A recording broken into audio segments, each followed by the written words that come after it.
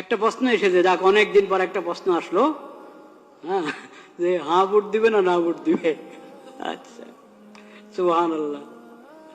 দেখেন, হ্যাঁ না দুইটা অপশন আছে কি নাই? অপশন যখন দুইটা আছে, এখন সবাই তো বলছে, সরকারও চাচ্ছে হাতে ভোট দেওয়া হোক, হাতে ভোট দিলে দেশের ফায়দা হবে, নাতে ভোট দিলে দেশের উন্নতি বাধাগ্রস্ত হবে। সরকারও বলছে হাতে দিলে দেওয়া উচিত, উৎসাহ দিচ্ছে। অনেক দলকে দিয়ে বলানো হচ্ছে, বা অনেক দল নিজেরাও স্বতঃস্ফূর্ত বলছে হাতে ভোট দেওয়া হোক। কিন্তু অপশন যখন দুইটা আছে, এর মানে নাতে ভোট দেওয়ার অধিকার আছে কি নাই?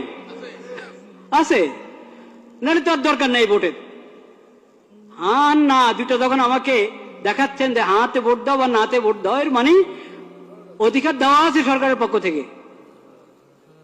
আপনি নাতেও দিতে পারেন, হাতেও দিতে পারেন। নাতে দিলে এটা অপরাধ হবে না, দণ্ডনীয় অপরাধ হবে নাকি নাতে দিলে? তাহলে হ্যাঁ না দুইটার ভোট অপশন রাখলো কেন? আপনি বুঝতে হবে আপনি কি করবেন।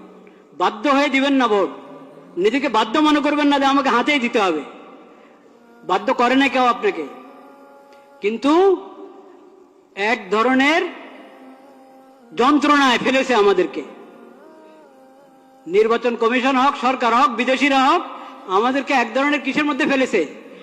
যন্ত্রণায়, পেরেশানিতে ফেলেছে।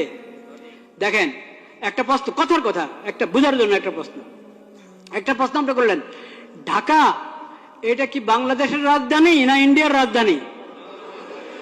টিক চিহ্ন দিবেন, আপনি হ্যাঁ বা না বলবেন। কি বলবেন? হ্যাঁ, ঠিক আছে। বাংলাদেশ ইন্ডিয়ার রাজধানী, হ্যাঁ বা না, কি বলবেন? না। এখন আপনাকে প্রশ্ন করে, ঢাকা দিল্লি এটা বাংলাদেশের রাজধানী না, কি বলবেন? ঢাকা এবং দিল্লি বাংলাদেশের রাজধানী, দিল্লি এবং ঢাকা ইন্ডিয়ার রাজধানী। কি বলবেন আপনি কোন? তো এখানে যে এরকম করে রেখেছে 5-6টা জিনিস, আপনি হ্যাঁ বললে সবগুলোকে হ্যাঁ বলবেন, না বললে সবগুলোকে কি বলবেন? কেন অপশন নাই? কেন 5টাকে আলাদা আলাদা ভোট নেন? আপনাদের কি সিলের টান পড়ছে না কালি কাগজ না কিসের টান পড়লো?